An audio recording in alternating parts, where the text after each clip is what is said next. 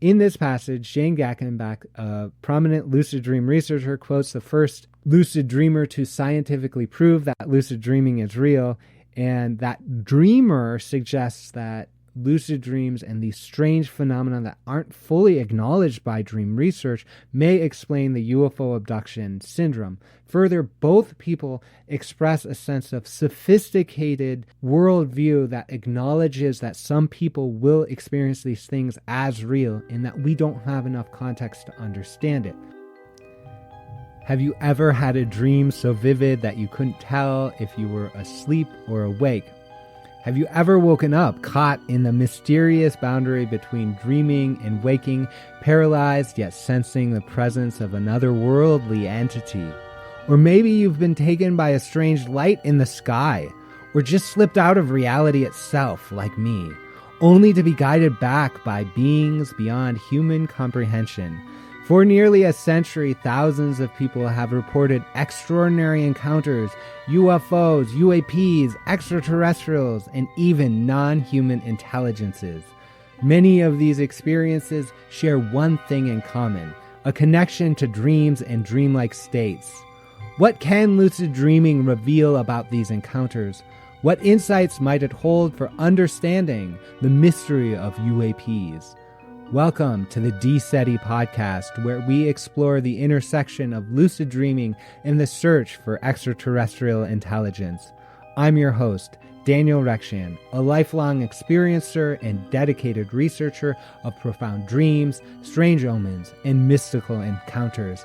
Together, we'll dive into the unknown, seeking answers to some of the universe's greatest mysteries.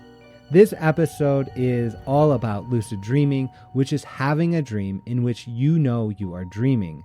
This episode is an introduction to lucid dreaming, so you're in the right place if you're not quite sure what lucid dreaming is or how it relates to UAP disclosure. Some people can control their dreams after becoming aware, so that they can choose to have flying dreams or whatever they desire. There's a lot of misconceptions about lucid dreaming, which we'll cover in this episode and in this season.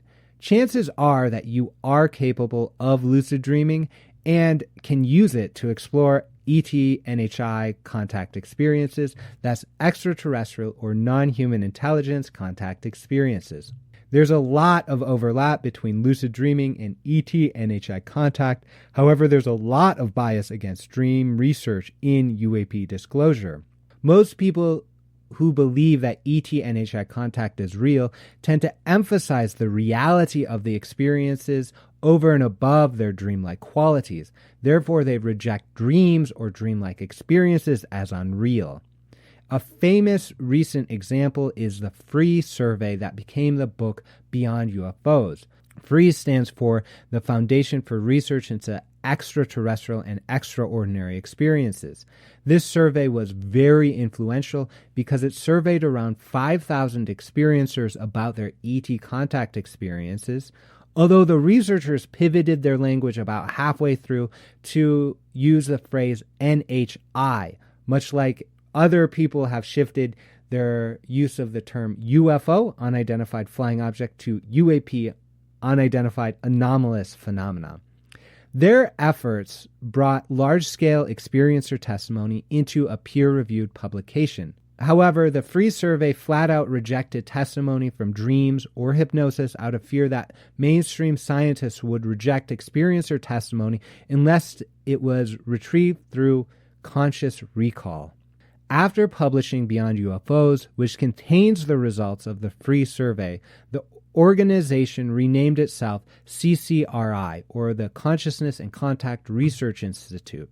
CCRI produced the multi-volume edited book series, A Greater Reality, that collected researcher essays and experiencer testimonies to support the hypothesis that NHI contact is one of many modes of contact with a greater reality, which is understood to be consciousness.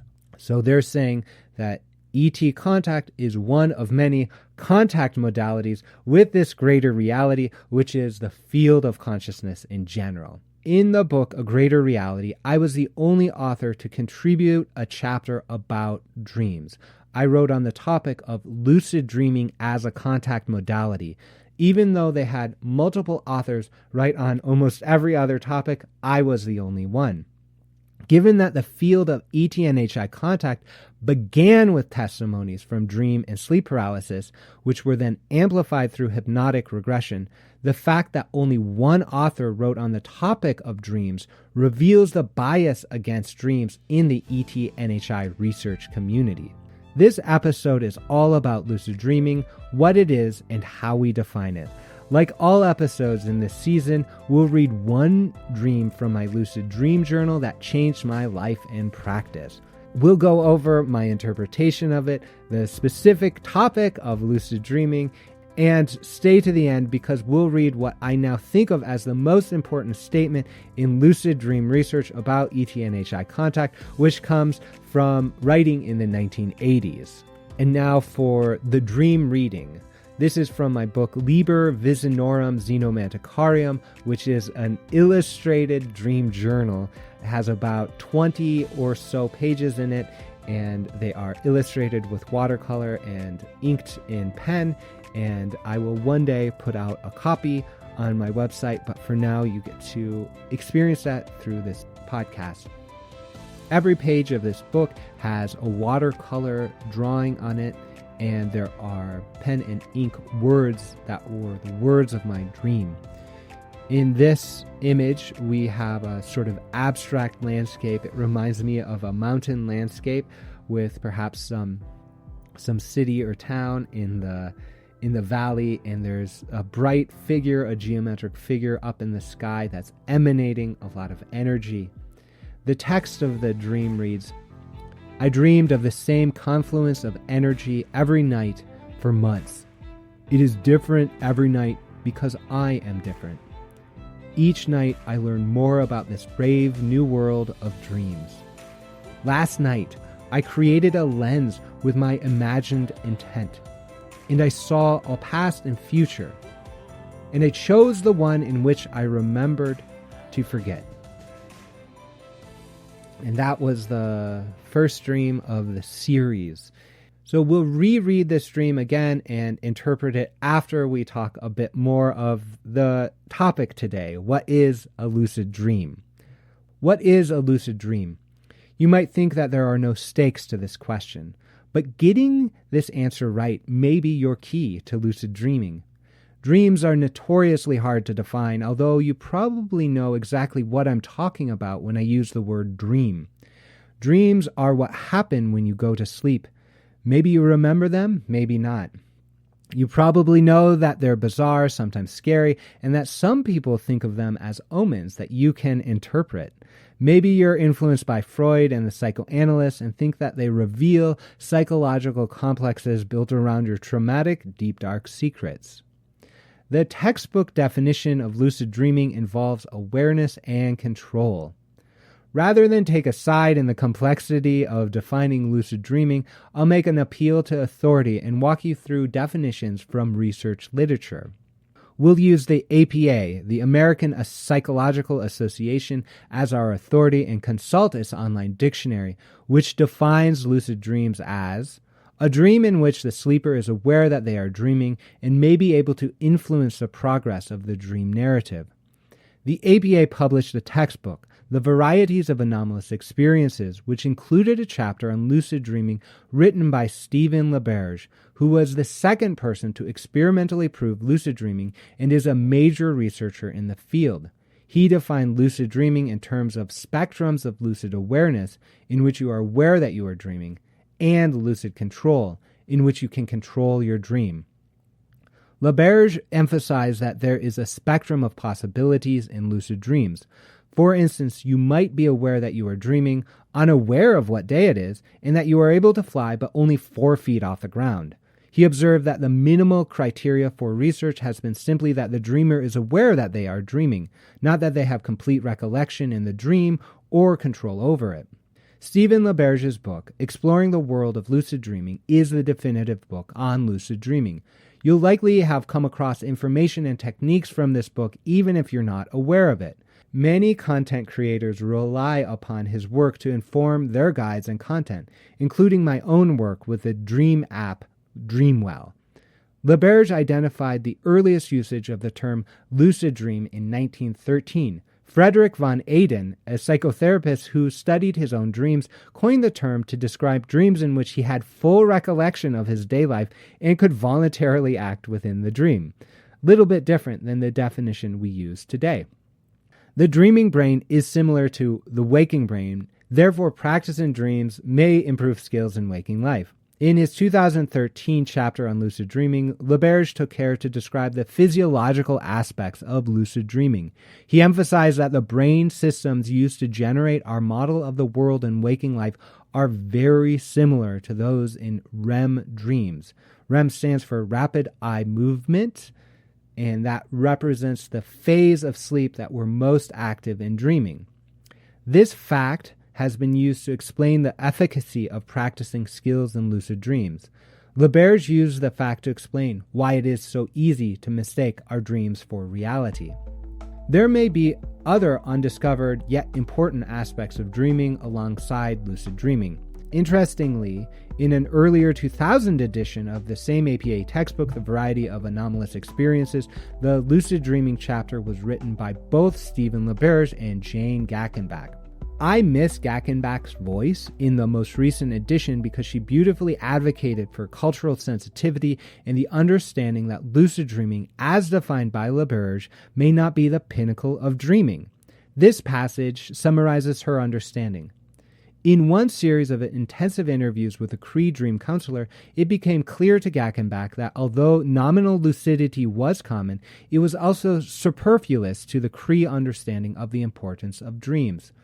This quote provides evidence that other cultures have discovered more about dreaming than Western science. Your definition of lucid dreaming may impact the science of lucid dreaming. We know that your dream recall and dream content may be impacted by your attitudes towards dreams. Therefore, how you define lucid dreaming may affect how you lucid dream. All of the researchers that I quoted from affirm that lucid dreaming is a teachable skill, so make sure to keep that in your definition. I've quoted from authoritative research literature so that you can know how they defined lucid dreaming.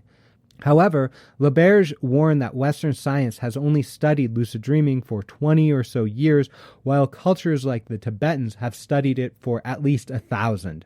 Take a moment to consider these facts. We're at the frontier of science, and most people don't even know it. Remember that a lot of science and technology has come from dreams, like the sewing machine, the periodic table, and even Google were inspired by dreams. What do you think is possible after 40 or 80 years of the scientific study of lucid dreaming? When you think about it that way, you kind of feel responsible to lucid dream and to share the power of dreaming with others. After all, the solution to the climate crisis or political instability may just be a dream away. If dreams can give rise to Western philosophy, innovative technology, and entertaining myths, why wouldn't they help us out of this nightmare that we found ourselves in? Let's lucid dream a better world together by dreaming up creative solutions to our problems. So with those motivations for lucid dream practice in mind, let's turn to my first dream in the dream book I used to explore lucid dreaming. I dreamed of the same confluence of energy every night for months. It is different because I am different. Each night I learn more about this brave new world of dreams. Last night I created a lens with my imagined intent, and I saw all past and future, and I chose the one in which I remembered to forget. So the interpretation here is a personal practice. Every time we work with a dream, it is new. It is a multidimensional source of meaning, and every time we read it and encounter it, it is new. What I remember from waking is relevant. What I remember from my past interpretations is relevant, but we're really starting fresh every time. And for me, this is sort of a fresh beginning because we're in this fresh beginning of the podcast, Season 1, Episode 1. In my dreams, I often will have a series of the same sort of dream or dream feeling, and it sort of slowly changes over time.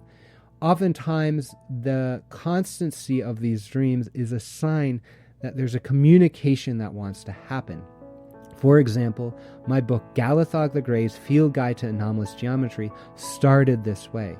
There was a beautiful feminine figure holding a stack of papers with an Archimedean spiral on the cover page, handing it to me. It was out of focus in the first dream. A week later, it was more in focus. And then finally, I realized what was happening.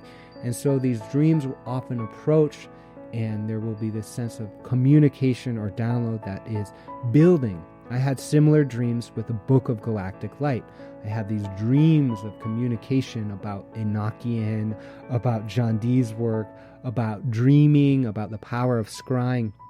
And so this dream starts with an awareness that my dreams are preparing me for this situation.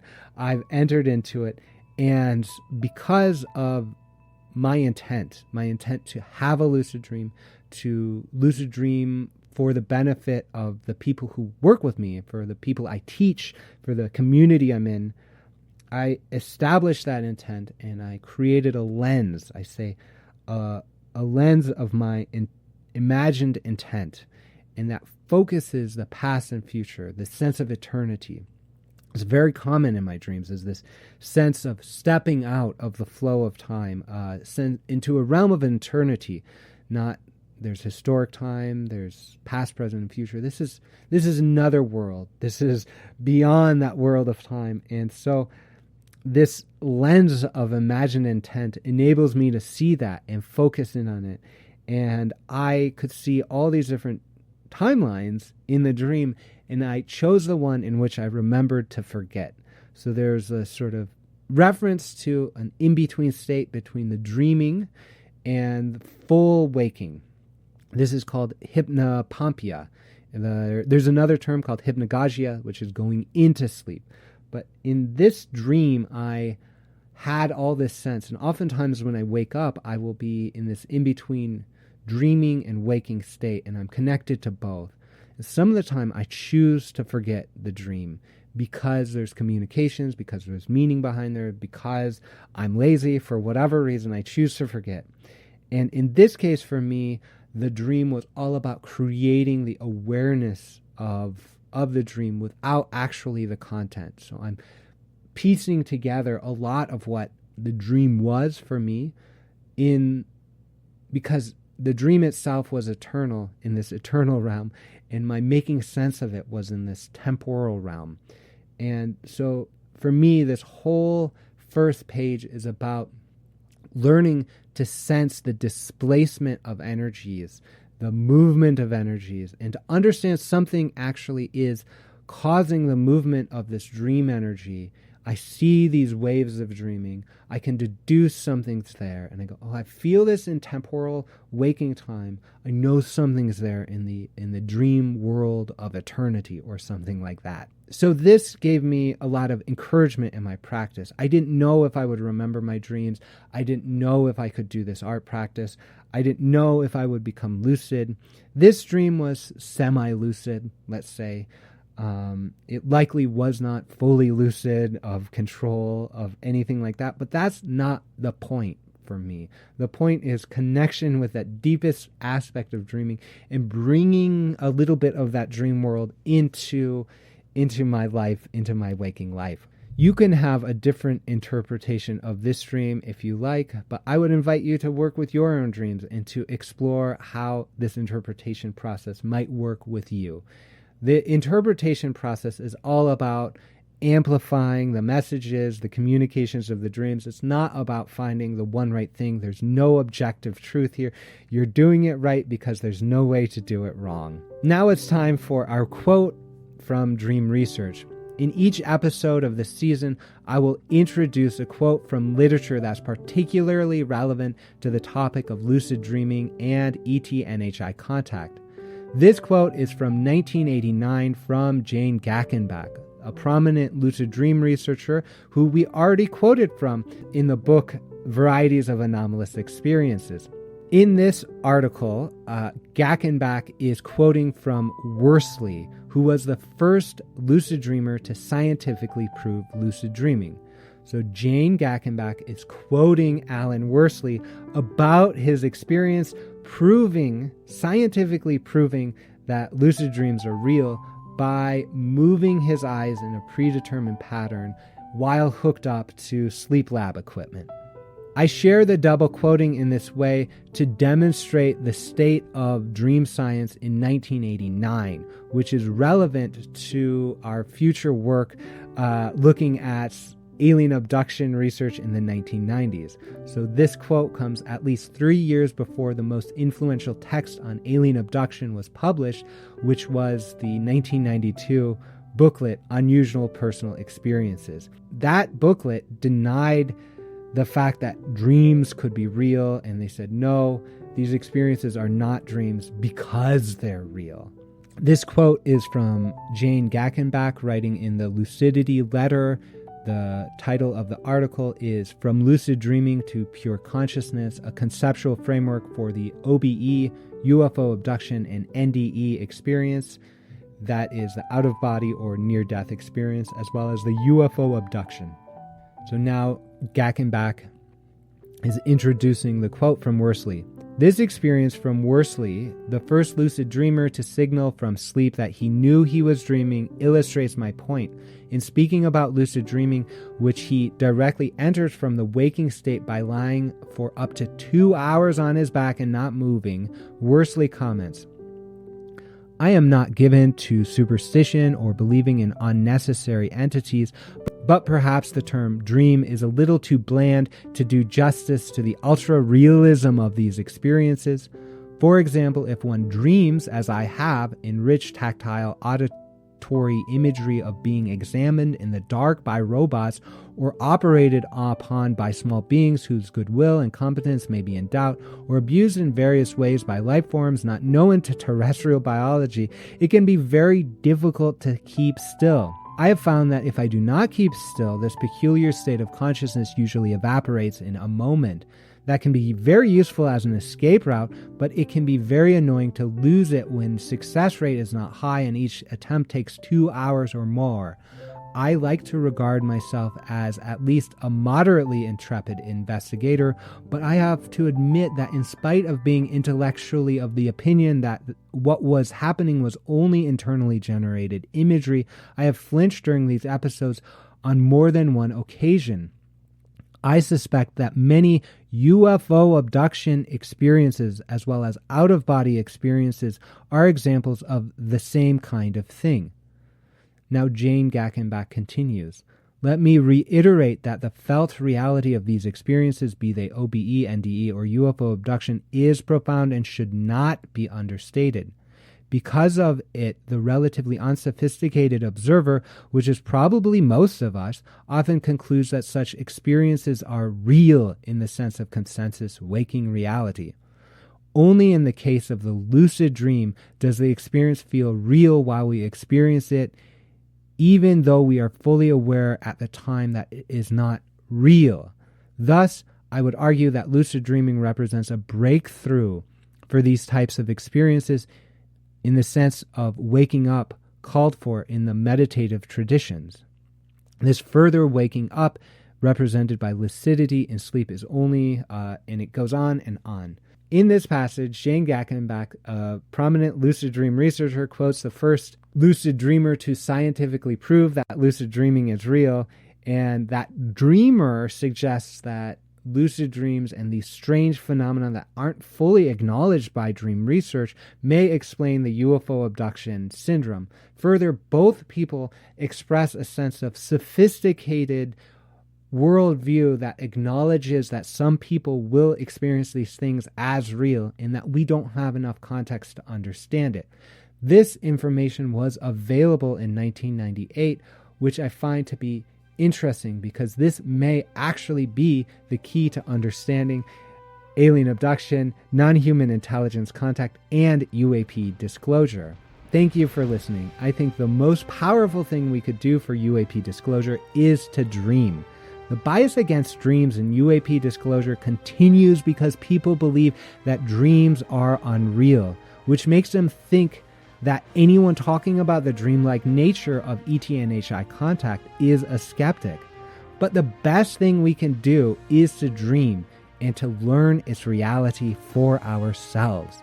If you'd like to build up your own dream practice, check out the mobile app Dreamwell, through which I offer many different courses about lucid dreaming. The app's courses take only a few minutes a day, and there's great resources for mindfulness, sleeping, and dreaming. If you found this content valuable, please like, subscribe, and share. If you'd like to explore one-on-one or group sessions with me based on dream work or hypnosis, please contact me through my website, D-SETI.org, and schedule a consultation. I offer all of my works through a sliding scale donation and many different paths of engagement, so please reach out if you're feeling the call. Till next time, may you dream well.